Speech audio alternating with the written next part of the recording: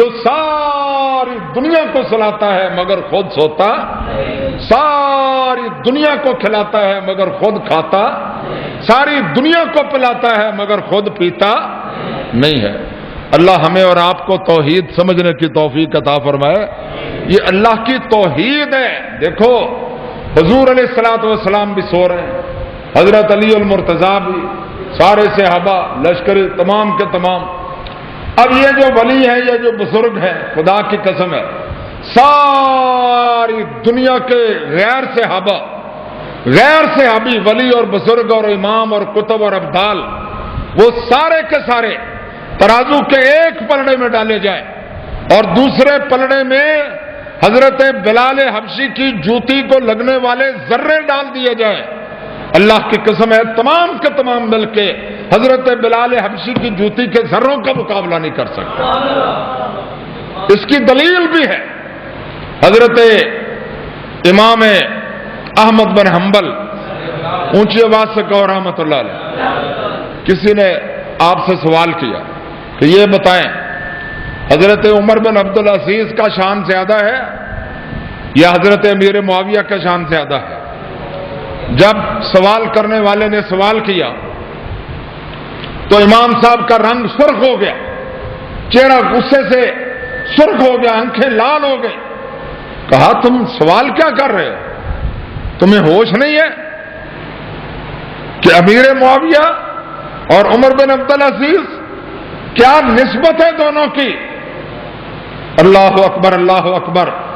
بندہ لرز گیا، اس نے کہا حضرت مجھے پتہ نہیں ہے، آپ بتا دیں۔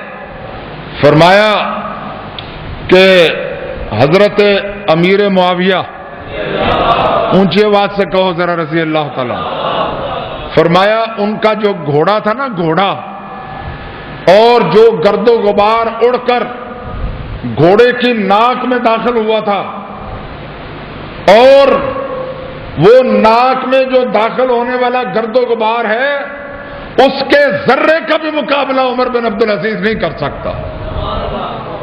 اللہ اکبر اللہ اکبر۔ فرمایا جی کیوں؟ فرمایا یہ صحابہ کا مقام ہے۔ اللہ تعالیٰ نے والعادیات ضبحا فالموریات قدحا فالمغیرات صبحا فاثرن بہ نقعا۔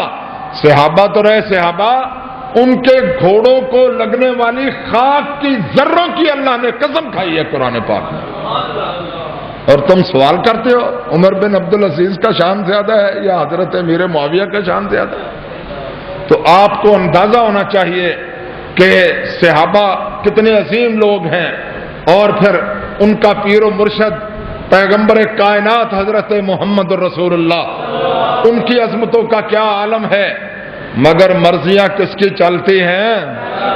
ساری پلانگیں رسول اللہ کی فیل ہو گئی، اور سورج نکل آیا، اور سورج جو ہے اس کی کرنیں چہرہ مصطفیٰ کے اوپر پڑی۔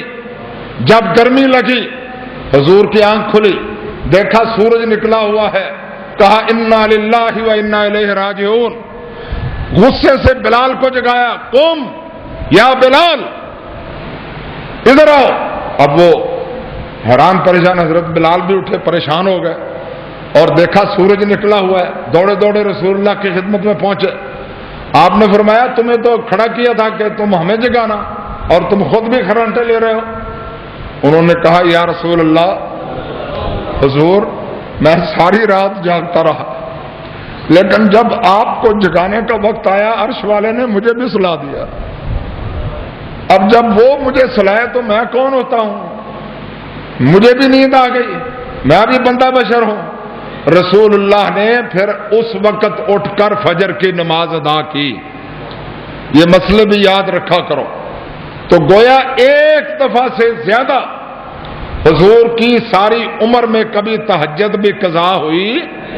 یہ تہجد کی نماز جو صلاۃ تراویح ہے، یہ ہمیشہ حضور نے پڑھی ہے ساری زندگی۔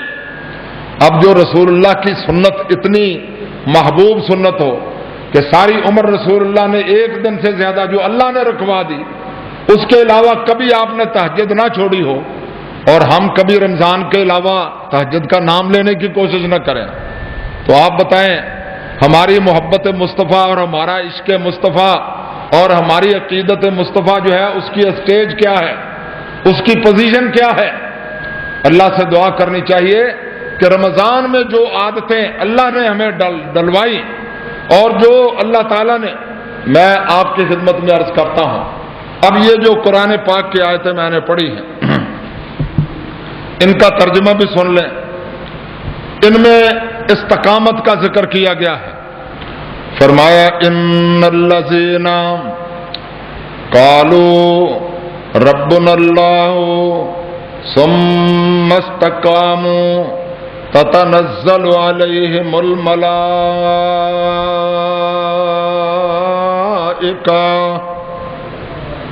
اللہ فرماتے ہیں بے شک وہ لوگ جنہوں نے اپنی زبانوں سے کہا ربنا اللہ ہمارا رب ہے۔ کون رب ہے؟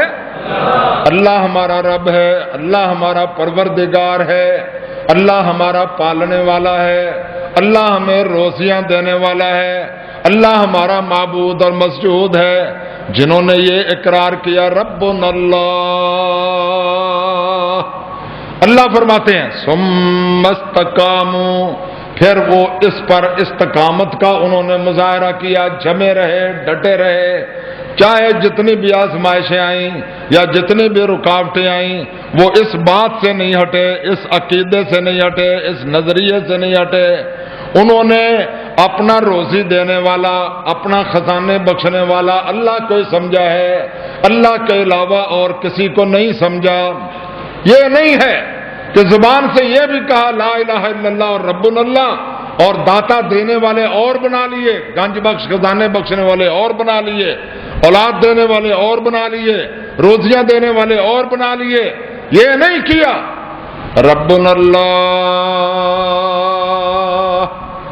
انہوں نے یہ کہا کہ اللہ ہمارا رب ہے۔ ثم استقاموا، پھر اس پر قائم و دائم ہو گئے، کبھی ڈھیلے نہیں پڑے۔ اللہ فرماتے ہیں یہ ان کا عمل اتنا ہمیں محبوب ہے، تتنزل علیہم الملائکۃ، ہمارے حکم سے ان کے پاس فرشتے آتے ہیں اور وہ آ کر ان کو خوشخبریاں دیتے ہیں، اللہ تخافوا ولا تحزنوا، تم کسی قسم کا خوف نہ کرو اور نہ غم رکھو اپنے دل میں، وابشروا بالجنۃ التی کنتم توعدون،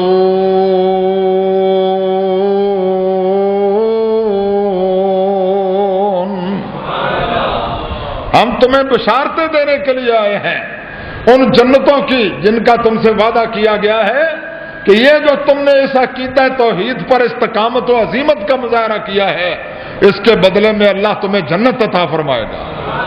تمہیں کوئی خوف زدہ ہونے کی آخرت سے اور نہ جہنم کے عذابوں سے ڈرنے کی، نہ غمگین ہونے کی کوئی ضرورت نہیں ہے۔ نحن اولیاؤکم فی الحیات الدنیا وفی الآخرہ، یہ آیتیں توحید کی ہیں۔ آپ کو سمجھ آ رہی ہے کہ نہیں آ رہی؟ توحید اللہ کی سمجھ آ رہی ہے کہ نہیں آ رہی؟ لیکن ہمارے مولانا صاحب یہی آیتیں پڑھ کر نحن اولیاؤکم فی الحیات الدنیا وفی الآخرہ، اولیاء کرام دنیا میں بھی تمہارے مددگار ہیں، آخرت میں بھی مددگار ہیں۔ توبہ نعوذ باللہ۔